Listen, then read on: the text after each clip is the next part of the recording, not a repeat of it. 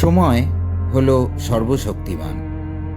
এই সময়ের প্রবাহের মধ্যেই হারিয়ে যায় এক স্বর্ণোজ্জ্বল ইতিহাস, আর তা পরিণত হয় এক ভুতুড়ে অথবা পরিত্যক্ত বাড়িতে, যার ইঁটে ইঁটে লেখা রয়েছে সেকালের স্বর্ণোজ্জ্বল ইতিহাস। আমরা কখনো তার দিকে দেখি, কখনো বা দেখি না। কখনো ভয়, কখনো কুসংস্কার, অথবা কখনো বিপজ্জনক বাড়ির তালিকায় তাদেরকে আমরা অন্তর্ভুক্ত করি। আজ তেমনি এক রহস্যময় ইতিহাসের সাক্ষী থাকব আমরা।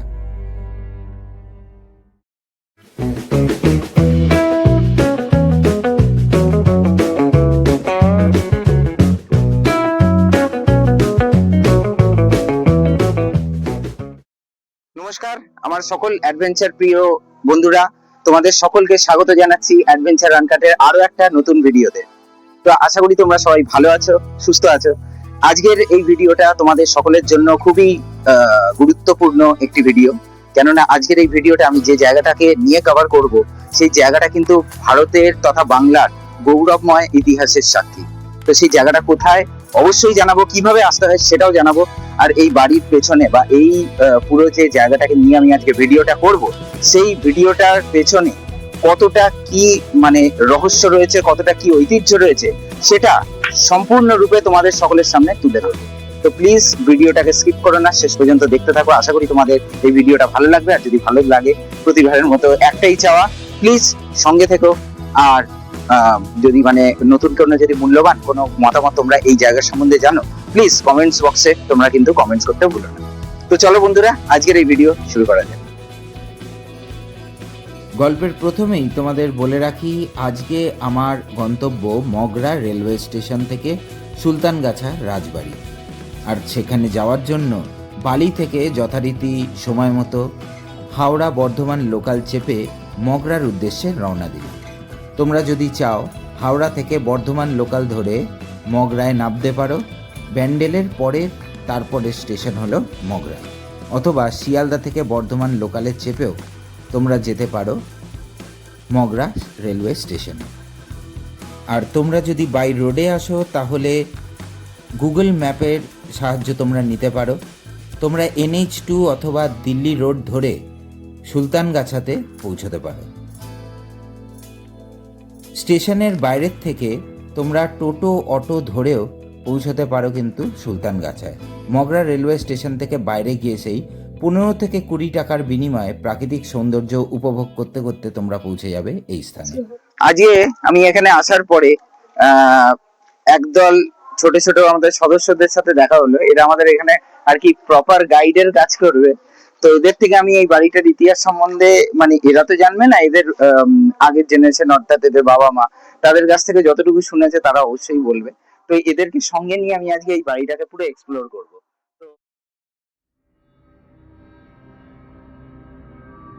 বন্ধুরা, তাহলে এক অনন্য ইতিহাসের পদচিহ্নকে অনুসরণ করে এক রহস্যময় রাজবাড়িতে পা রাখা যাক।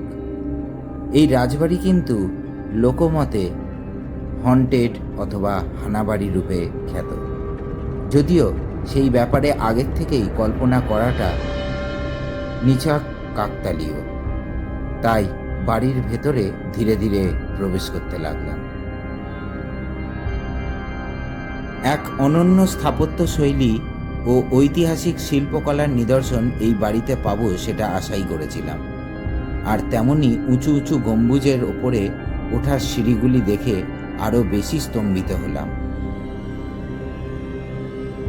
সেই ছোট ছোট সিঁড়ি বেয়ে প্রথমেই উঠে এলাম বাড়িটার ছাদে। এর জরাজীর্ণ অবস্থা দেখে আর ছাদের ওপরে বেশিক্ষণ থাকলাম না, তাই ধীরে ধীরে ছাদের পাশে সিঁড়ি দিয়ে নিচে নেমে এলাম। একথা বলে রাখি যে দিনের বেলাতেও এই বাড়ির বেশিরভাগ জায়গাতেই সূর্যের আলো প্রবেশ করে না, তাই জমাট বাঁধা অন্ধকার কোনায় কোনায় যেন বাদুড়ের মতো করে বাসা করে রেখেছে। আনুমানিক 200 থেকে 250 বছর আগে এই রাজকীয় রাজপ্রাসাদটি নির্মাণ করেছিলেন রাজা শ্রী গিরিধারী মুখার্জি।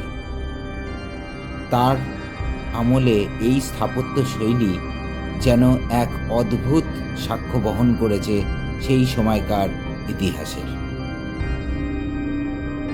যদিও এই স্থানের কিছু অংশ এতটাই ভগ্ন যে সেই স্থানের সৌন্দর্যতা কতটা ছিল সেটা এখন বোঝা দায়। যে স্থানে সভাসদদের ভিড় হতো সেই স্থানই এখন দখল করেছে প্রকাণ্ড বটগাছের শিকড়, যা জটার মতো এই বাড়িটিকে আষ্টে পিষ্টে বেঁধে রেখেছে। জীর্ণ ইটের বুক চিরে সবুজ পাতা গজিয়ে উঠেছে প্রাণের হিল্লোলে। এবার আসি এই স্থানকে যথাযথভাবে ভৌতিক বলার কারণে। এই বাড়িতে ঢোকার আগে কিছু মানুষ আমাকে নিষেধ করল আমি যেন এই বাড়ির ভেতরে না যাই।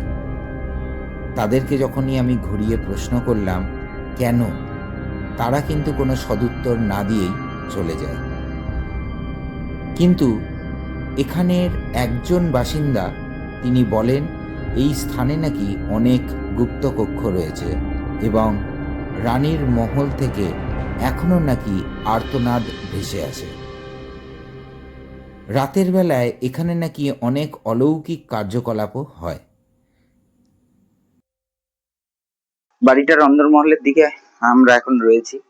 তো এই সামনে যে এই জায়গাটা দিয়ে আমি যাব, গিয়ে আমি দেখাবো। একটু যে গা ছমছম করছে না সেটা নয়। এরপর সেই রহস্যময় সুড়ঙ্গের ভেতরে প্রবেশ করতে লাগলাম মাথা নিচু করে।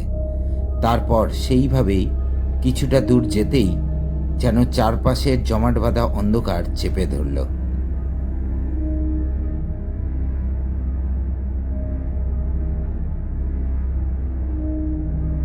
সুড়ঙ্গের মুখ ইট দিয়ে বন্ধ করা রয়েছে, কিন্তু তার ওপরে একটি ছোট্ট জায়গা দিয়ে ভেতরে যেতেই দেখলাম এই সেই গুপ্ত দরজা, যা এখান থেকে রানীর মহল পর্যন্ত বিস্তৃত রয়েছে।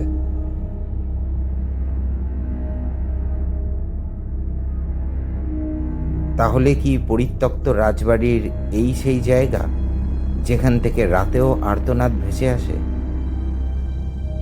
স্থানীয় মানুষদের মুখে ভয়ের ছাপ যে স্পষ্ট হয়েছিল সে কথা বলাই বাহুল্য।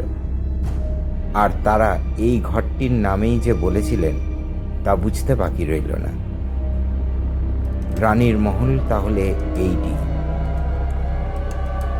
চারপাশের কালো কালো ছাপ দেখে এটুকু বুঝতে পারলাম যে কোনো এককালে হয়তো এখানে আগুন লেগে কিছু এক বিভীষিকাময় ঘটনা ঘটেছিল। কিন্তু সেই ইতিহাস বলবে কে? এর সত্য মিথ্যা যাচাই বা করবে কে? এই সকল কিছু ভাবতে ভাবতেই রানীর মহলটার ভেতরে ধীরে ধীরে প্রবেশ করতে লাগলাম। কিছু স্থানে ছাদ একেবারেই নেই, কিন্তু তার নিচে রয়েছে জমাট বাঁধা কালো অন্ধকার। যে স্থানটি পুড়ে গেছিল সেই স্থানটির দিকে যেতে লাগলাম। এর ভেতরে শুধু ভগ্নাবশেষ ও দাঁত বের করা ইটগুলো কঙ্কালসার হয়ে দাঁড়িয়ে আছে। রানীর মহলের পাশেই রয়েছে একটি ছোট কক্ষ, যদিও বুঝতে পারলাম না এটি কি ছিল। এরপর ধীরে ধীরে অন্দরমহলের রাস্তার দিকে প্রবেশ করলাম। কিছুক্ষণ যাওয়ার পরেই উন্মুক্ত বনাঞ্চল শুধু দেখতে পেলাম, আর তার পাশে কঙ্কালসার হয়ে দাঁড়িয়ে থাকা দেওয়ালগুলো। প্রশ্নচিহ্নটা থেকেই গেল যে রাতে এই আর্তনাদ বা চিৎকার ভেসে কোথা থেকে আসে। এমন কি বিভীষিকা রয়েছে যা মানুষের রাতের আতঙ্ক হয়ে ওঠে? যদিও এই স্থানে আশেপাশে যে লোক থাকে না তা কিন্তু নয়। স্থানীয় কিছু মানুষের সাথে কথা বলে এও জানা গেল যে এই প্রকাণ্ড রাজবাড়ির উত্তরসূরিরা কলকাতা অথবা বিদেশের কোনো স্থানেতে রয়েছে। এই বাড়ির সংরক্ষণের প্রয়োজন আছে যে সেটা বোঝাই যাচ্ছে। বাড়ির পশ্চাৎভাগটা দেখে অট্টালিকার প্রকাণ্ড হওয়ার কিছুটা অনুমান পাওয়া যায়।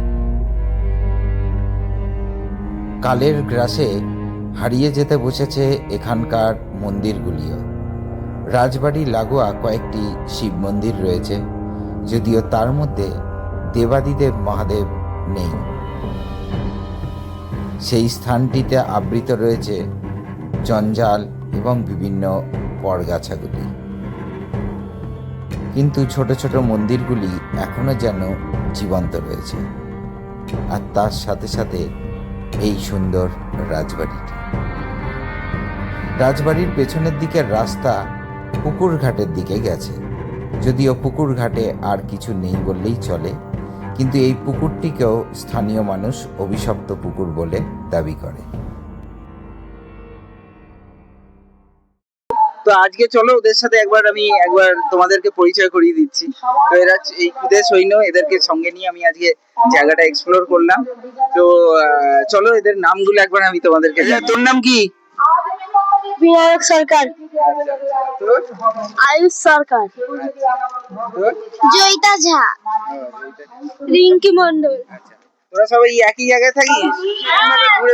ঘুরিস এখানে? সেদিন স্কুল থেকে সেদিন থাকি। ওইগুলো এখন পরীক্ষা শেষ, তাই এখন ঘুরে যাচ্ছি। তোমার সাথে দেখা হলো, এটাই ভাগ্যের ব্যাপার। যাক যাক, ভাগ্য কিছু না, আমি তো এখানে আসতামই। ঠিক আছে, তা তোদের সাথে দেখা হয়ে আমার খুব ভালো লেগেছে। তো এই খুদে বন্ধুদের সাথে এই প্রথমবার আমি বাচ্চাদেরকে সঙ্গে নিয়ে এই ভিডিওটা চেষ্টা করলাম যতটুকু হয় আর কি তোমাদের সকলের সামনে তুলে ধরানো। এরপর ছোট্ট বন্ধু আর সুলতানগঞ্জকে বিদায় জানিয়ে রওনা দিলাম বাড়ির উদ্দেশ্যে। তোমাদের আজকের এই ভিডিও কেমন লাগলো অবশ্যই তোমরা কমেন্টসের মাধ্যমে জানিও। ভিডিওটি ভালো লাগলে একটি ছোট্ট লাইক এবং সাবস্ক্রাইব করে অ্যাডভেঞ্চার ফ্যামিলিতে যুক্ত থেকো। সবাই ভালো থেকো, সুস্থ থেকো, ধন্যবাদ।